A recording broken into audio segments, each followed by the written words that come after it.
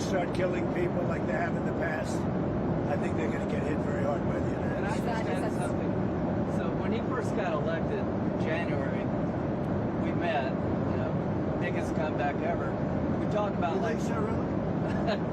I didn't feel it was a comeback, actually. So Because the first one was... the bottom line is we talked about a drug caliphate in our backyard. We had Venezuela, we have Cuba, we have Colombia in our backyard. And these three countries have been condemned ever since I've been in politics. Joe Biden put a $25 billion bounty on Maduro's head.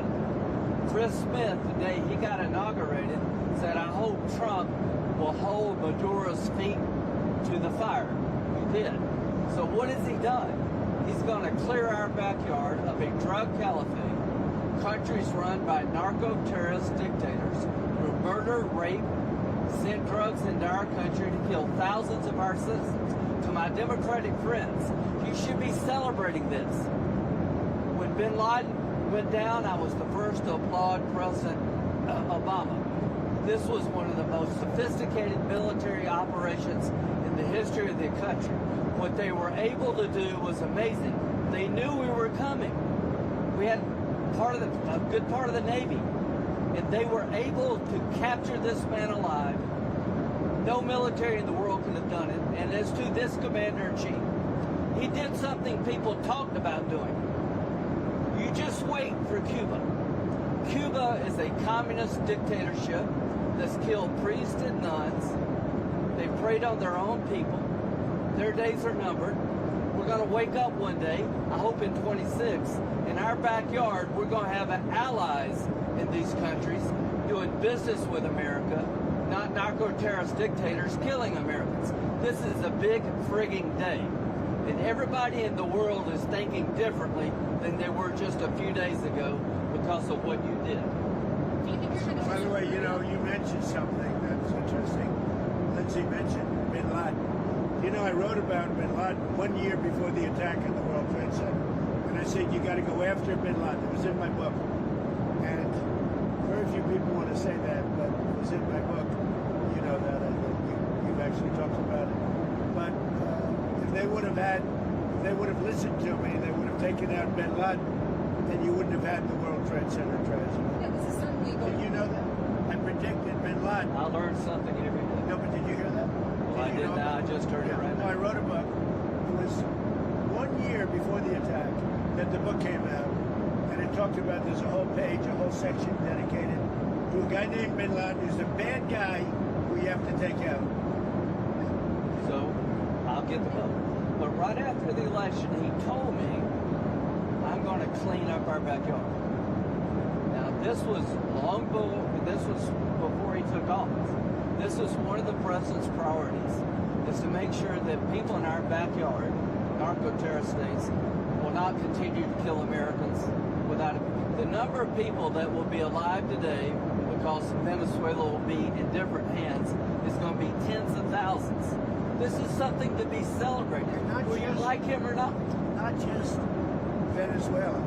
It's what's coming out of Venezuela in the form of ocean-going and Gulf-going and sea-going boats. Every time we knock out a boat, and we've done a lot of them, we did 3 over the last few days. They're very rare now. You don't see too many of them. But drugs by sea are down 97%. Think of that. And now we're going to stop it by land, too. The land is easy. We had to do the sea before we did the land because it just works out. Yeah, you were just talking about the land, but it sounded like... And by the way, you have to do something with Mexico. Mexico has to get their act together because they're pouring through Mexico, and we're going to have to do something. We'd love Mexico to do it. They're capable of doing it. But unfortunately, the cartels are very strong in Mexico. I remember one time you actually, speaking of Mexico, I asked you about Claudia Sheinbaum, and you told me at one point you had offered to send U.S. troops into Mexico to combat drug trafficking there. Is that something you I like Claudia. I think she's a terrific person. I would say every single time I talk to her, I offer to send troops. And she's just not willing? She's concerned. She's a little afraid. The cartels are running Mexico. Whether you like it or not, it's not nice to say, but the cartels are running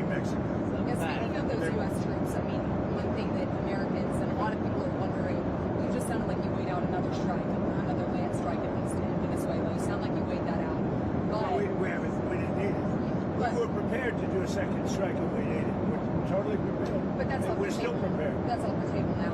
No, it's not. If they don't behave, we will do a second strike. Well, you demand The question is that the American troops, are they going to be on the ground? They're doing any kind of peacekeeping. I think Americans are very... Depends on what happens. It depends a little bit on the new administration, if you want to call it. So if you see that pushback from Rodriguez and ultimately... Well, I don't think there was pushback. I think that She called frankly, it... well, you know, you hear a different person than I hear.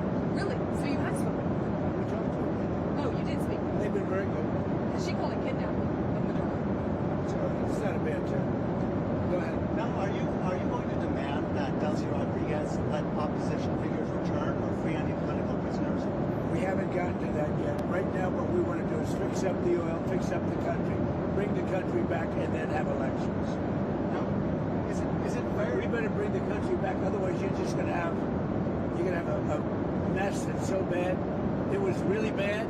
It's going to get a lot worse unless we go in and fix it. Is the U.S. going to reopen its embassy in Caracas or get the We're thinking about it. We've been asked to do it. You We've had... actually been asked to do it. Do you think the Putin and the on the phone, of course, with Zelensky at Mar-a-Lago? Yeah. You told me that... Numerous times.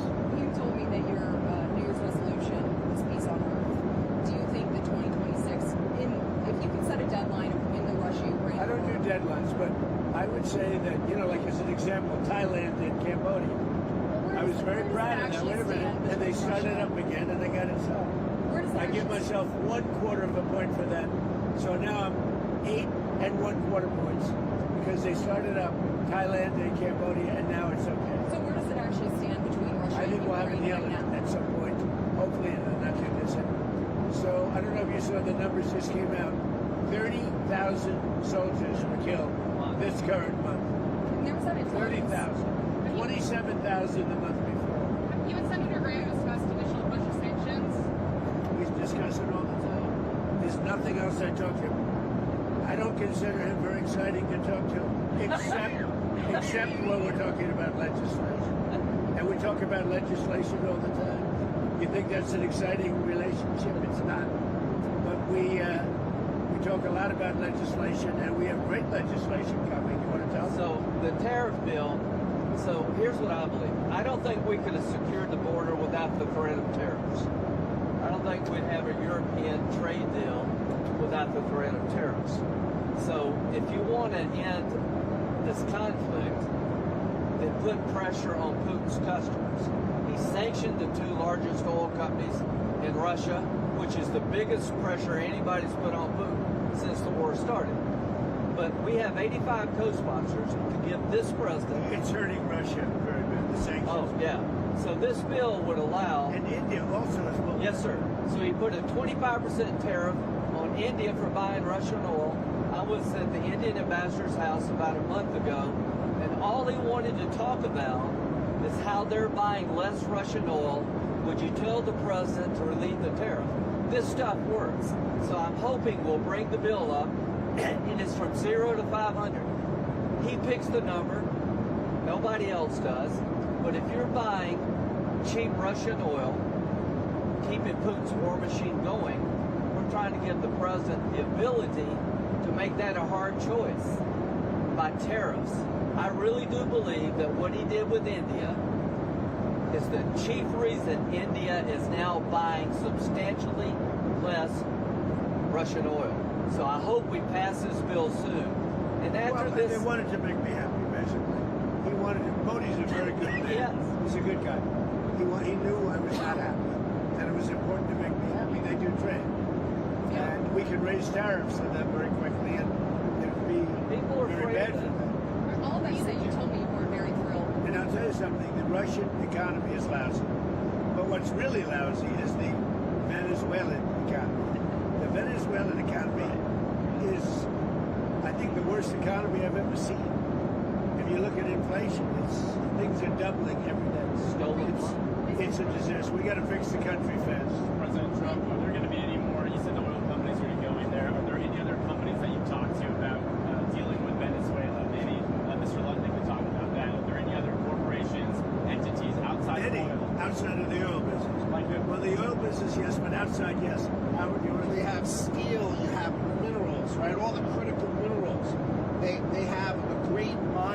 history that's gone rusty. So steel, aluminum, minerals, I mean, this is all, it's a rich, it was once upon a time one of the great economies and cultures of the world, and it was destroyed, and now President Trump is going to fix it and bring it back. For Venezuela, but it's not easy. It's really gone bad. Any rare earth? But it's got potential. What? Maybe any rare earth minerals? They have rare earth, but everybody has rare earth. Rare earth is not rare. What's rare is the processing. We're doing processing plants. There's no such thing as rare earth. The rare earth is everywhere. What isn't everywhere is the processing of rare earth, and we have a lot of places going up right now. One thing that businesses will react to is the Minnesota fraud that we've seen play out. Well, it just doesn't get worse. I've reacted. It's almost not even believable. This very stupid, low IQ governor, he's a very stupid man, because, you know, I had a campaign against.